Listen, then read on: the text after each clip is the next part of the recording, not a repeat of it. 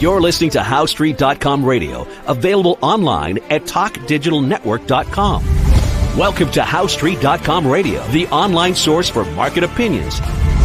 Here is Jim Goddard. My guest is Tim Cyclesman Wood, editor of Cycles News and Views on cyclesman.com. He's speaking to us from Gulf Shores, Alabama. Welcome back to the show. Jim, thanks for having me. Tim, the Dow Jones had a 10-day decline, something we haven't seen since 1974. And what does that tell us about the economic cycle and what we can expect in the new year? Well, I haven't studied that particular statistic personally, but as I see it, this plays into this setting up of this long-term economic cycle that I've been talking about for so long. It has been a very, very, very slow and grueling process to watch this thing set up. But, the other news this week has been the third unprecedented rate cut. And that also plays into this overall setup that I'm watching. Looking back at, talking about this long-term economic cycle, this will be, we saw with the first attempted downturn out of this cycle back in 2007. We saw a second attempted downturn in 2020. And now, we've been pushing up, equities have been pushing up into the setup for the third attempted downturn. Not 100% sure if equities have peaked yet, but we're at a cyclical juncture where they absolutely could have. Got to see a little bit more evidence, but once this top is confirmed, then we will be set up for that downturn out of that long-term cycle. And like I said, when I said unprecedented interest rate cuts, let me explain that just a little bit as well.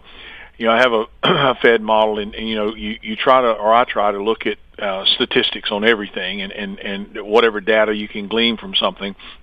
And the Fed, a lot of people don't know or understand or maybe even believe this, but you can look at the data in the form of a chart, or you can look at it in the form of a spreadsheet, and both are revealing. But the Fed actually follows the 3-month T-bill rate. Now, they can influence it as they did when they created, to get the T-bill to move, jawboning it and get the T-bill to move, in a direction they want to, like they did in 2021 to create the rate hiking cycle.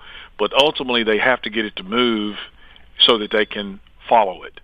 And that's revealed, like I said, in the chart or spreadsheet form. Well, back in the pre-2007 world, that spread differential on the rate cutting cycles, it would be,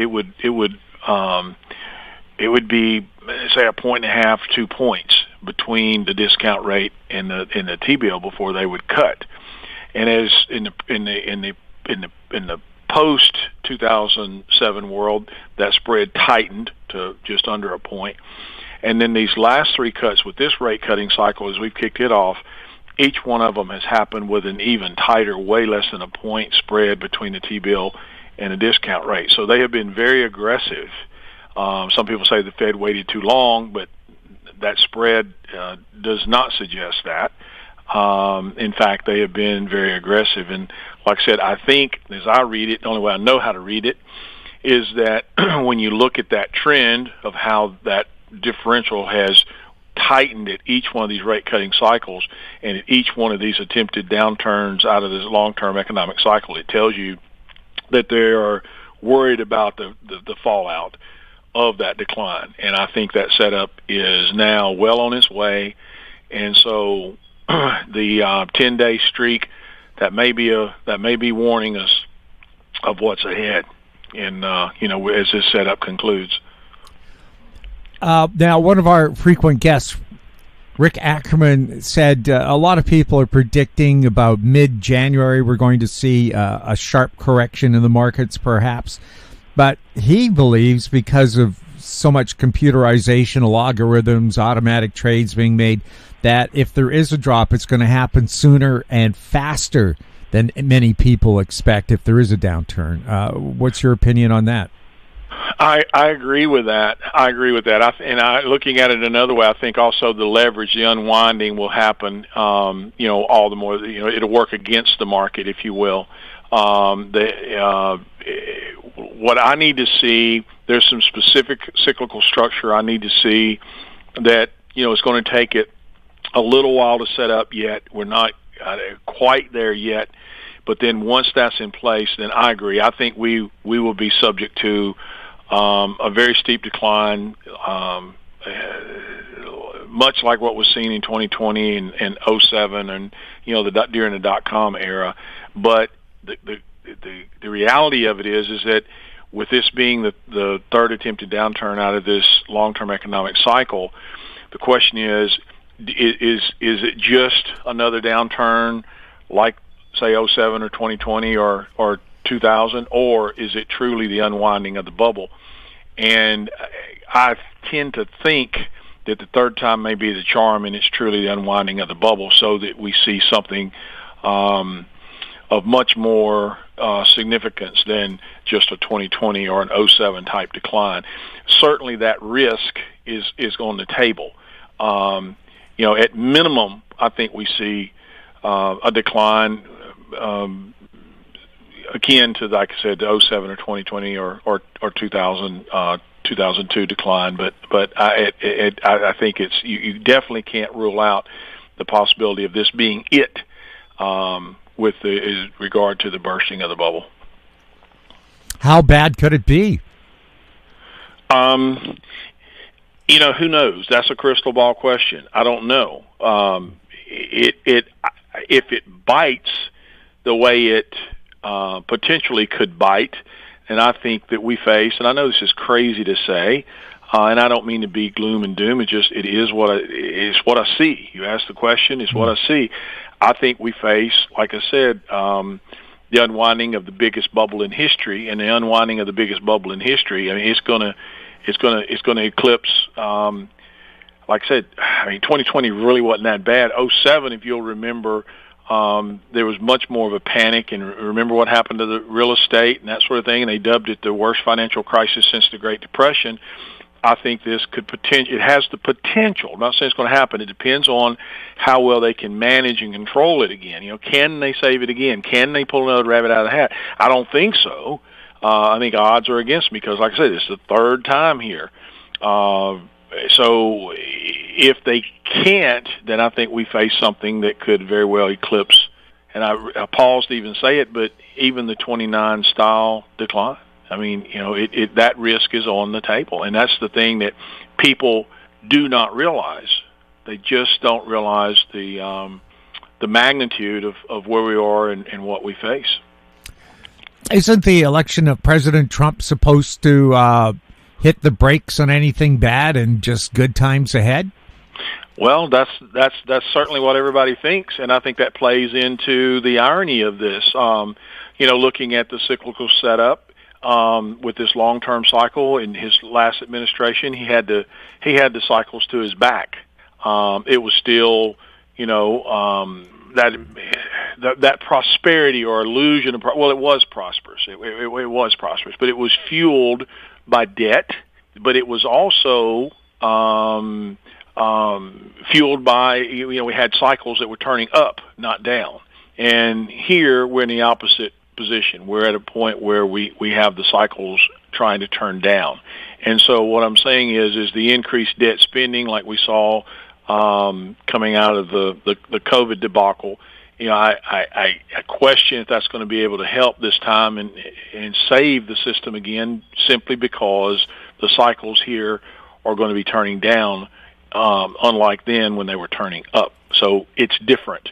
And I understand why people would automatically equate, well, it was good under his administration before, make America great again. But when you look at the cycles, like I said, we're in the polar opposite position. Now, what I consider kind of a warning sign is people paying insane prices for things like a banana taped to a wall, paying millions of dollars for that. They just bought a stone tablet with the 10 Commandments on it that actually only has 9. It doesn't have "thou shalt not take my name in vain" on it. So it's really only the 9 commandments, not 10, but $5 million for that. It's like people have all this extra money. They're spending it on insane things. Remember Justin Bieber spending hundreds of thousands on a non-NFT token of a smoking monkey that went down to $200 in price. But people have all this extra cash. They're spending it on insane things. And to me, that's a sign that your economy has peaked or topped out. Well, I agree. And as I look at this, it's also, this time it seems to be more so, not exclusively, but more so the super wealthy who have prospered more so than the middle class. If you look back and the decline out of the last economic cycle in 2000 with the bursting of the dot-com bubble, everybody was in pretty good shape. That we had a real economy during the 90s, and so that was a broader spread prosperity, if you will, and then coming out of that low with the push or the birth of the current long-term economic cycle and the push into the '07 top, that was also broad spread. The housing, I saw it, the building, experienced it firsthand in my location. It was a very prosperous time, and it was, like I said, broad spread. The advance into the 2020 top, same sort of thing. I would argue that it was slightly thinner, but overall pretty much broader spread. But this time, I think that the middle class has been hit hard by the inflation. I don't think they have prospered near as well as the super wealthy, and I think that's also a sign of the the last push into this bubble top. President Trump promising this will be the new Gilded Age. But I seem to recall from my history, the Gilded Age was terrific for the millionaires, not so great for the average working person. There you go. Might be the guillotine eras for the economy. Did I say that right? I can't say that word. Gilded? Say it for me, Jim. Gilded Age? No, cut your head off. The guillotine. Guillotine or guillotine? Yeah, I couldn't pronounce it. The guillotine. Yeah, the guillotine age for the economy is what I see. The golden guillotine. Yeah, the golden guillotine. Yeah, and ironically, Dr. Guillotine, who invented it as a more humane way of execution than botched attempts with an axe, became a victim of his own invention. Really? Well, that's what I think we face with this economy is literally cutting of its head. We'll have more with Tim Cycles Van Wood right after this.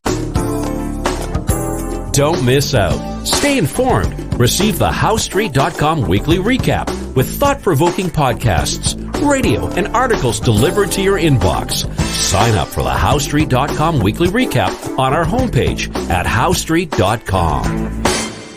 Welcome back. We're speaking with Tim Cycles Van Wood. Tim, I remember the study that you did about a year ago, and people said, we have to hike interest rates to stop this inflation. And you said it's not caused by a money oversupply. It all goes back to supply chain problems. Is that still a factor? We still haven't really recovered from supply shortages. Well, I think, there are still, in pockets, there are some supply chain issues still, particularly in the automotive world. And, I dabble with car stuff and there's some issues, but it's much better than it was. But that it is true that entire inflationary upturn out of the 2021 era, it was pushed on the narrative, if you will, of the supply chain issues, and then I think it took a life of its own. It's been, the inflation we've seen is insane, and I think once that genie is out of the bottle, as they say, that it just like I said, it takes a life of its own, and it turned into gouge-flation. And at this point, I don't think it's supply chain issues at all. I think, or by and large, it's not. I think the gouge-flation is alive and well. It's rampant. Give you an example. I deal with some of the racing community with some specialty stuff in the Hemi world, in the Dodge world, and back I don't know, pre-2000 or 2020, 2021 even, you could buy. This is one thing that I saw yesterday, but you could buy a water pump for $150, let's say. It wasn't bad. Now that same water pump is $400. And to illustrate the gougeflation, what they're doing even is they're charging you, the price of the pump is extremely high, but they're charging you for a core charge, which they know they're not going to get back, particularly with mail order stuff and people order from parts houses online. And so they run the price of everything up like that, and particularly in the automotive world, and that is not a supply chain issue. That is just simply gougeflation. There's no other explanation for that sort of thing. And you see that everywhere if you look. Yes, I take a look at the grocery store. Things grown in BC are costing me more, and they're blaming the low Canadian dollar. But hold it, the price of your production was in Canadian dollars. Why would it suddenly be higher for something grown like a few miles from where I live? Right. It's gougeflation, and that's exactly what that spawned. It set those wheels into motion. And I also think that is a sign of the end of the times of the bubble.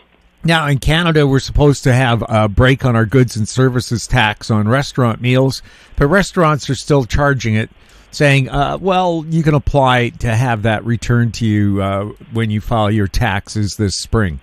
So the government may have thought that these companies were going along with their plan, but they're not. Yeah, so is that gougeflation as well? I would call that gougeflation as well. Absolutely. The gouge services tax, the GST. Absolutely, no doubt about it. When I was in college, I worked for. This is a side note, but it's a point. I feel like an old person saying this, but when I was in college, I worked for a little convenience store, but it was more of a country grocery store. And the guy operated back then, as we stocked the groceries, and they'd put a little sticker on the side and it told you the unit cost and what to mark them and all this kind of stuff. But he operated on a 33% margin. And back then, people were conscious. You wanted to be competitive. You had to make a living, and you wanted to be competitive. And nowadays, hell, I mean, competitive is not even a factor. I mean, it's like just whatever you can get for it. And it's crazy, the prices that I see. And particularly you look at something in one store, and then you may see a big discrepancy in the other store type thing. And you know that it's just extreme markup. So again, I think that is the gougeflation is a sign of the times, the greed associated with the bubble, if you will. If the U.S. goes ahead with 25% tariffs on goods from Canada and Mexico, your two biggest trading partners, what's that going to do to the American economy and inflation rate? Well, I fail to see how that's not going to be inflationary, and I may be wrong about that, but that's my take. And I also think that is how do I want to say this? That is a plan, if you will, to keep the inflation going. It's like Richard Russell used to say a long, long time ago, and I some of you listeners may know who Richard Russell was. He was a great Dow Theory newsletter writer of the day, but he had a phrase he coined and said, "Inflate or die." And this debt-based fiat system is dependent on debt. It's inflate or die. And that's what we have seen with each of these save jobs coming out of the, all the way back. I've done studies on it all the way back into the 70s, but certainly people can remember coming out of the 2002 low, the 09 low, and the 2020 low, and all the shenanigans that the Fed has pulled with, the monetary, I say that they've pulled the monetary policy, the approach toward monetary policy, and remember all the QE and the twists and all this stuff and everything they've done it's been to inflate. And I think that tariffs would be another attempt to inflate or die.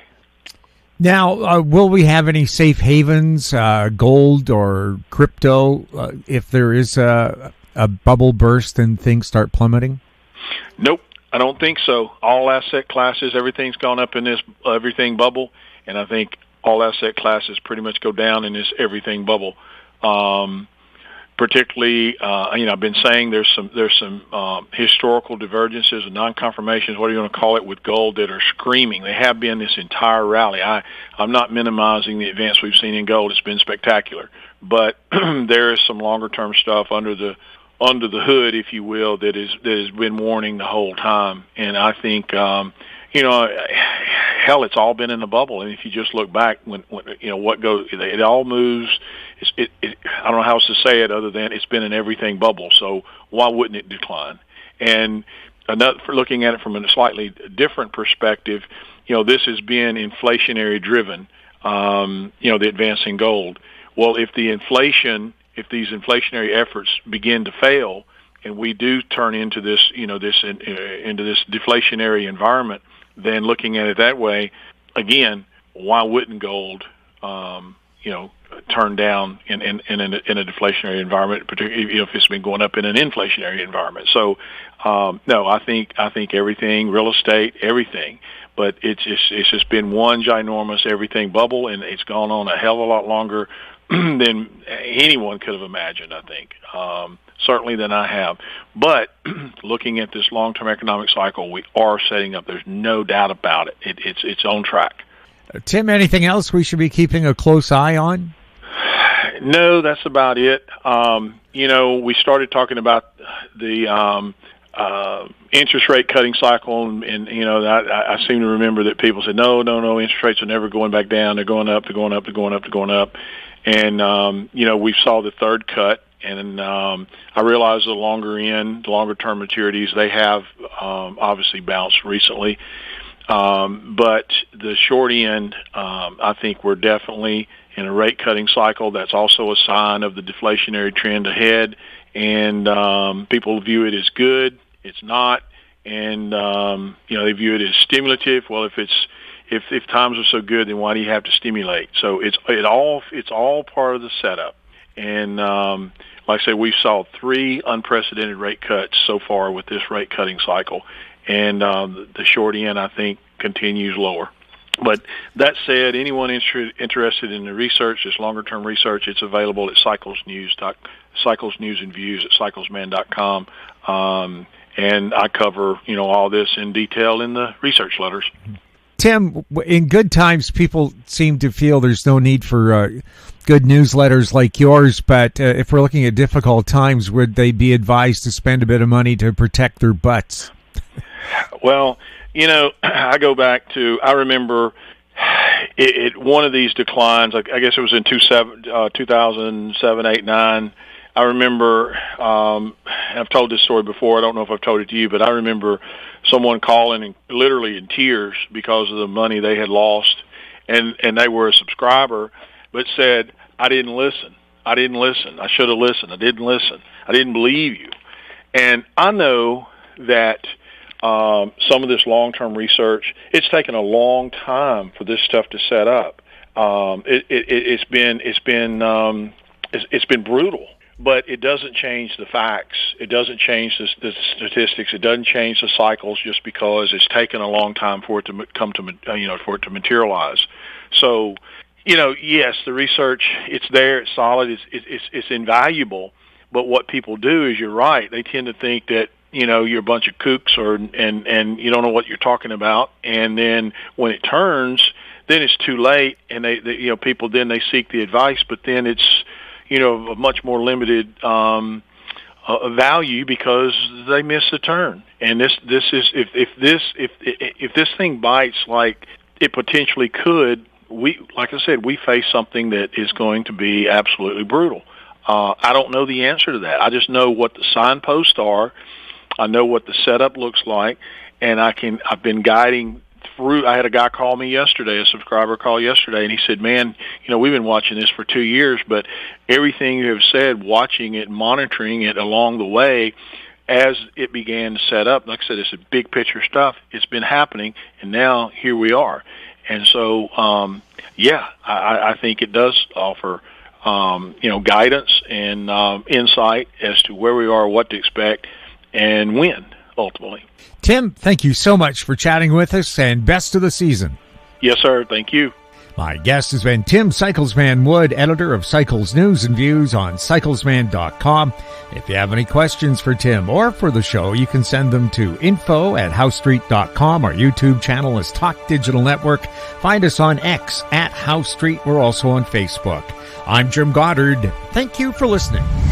Comments made on HoweStreet.com radio are an expression of opinion only and should not be construed in any matter whatsoever as recommendations to buy or sell any financial instrument at any time. Available online at TalkDigitalNetwork.com. HoweStreet.com radio is a production of HoweStreet Media Incorporated.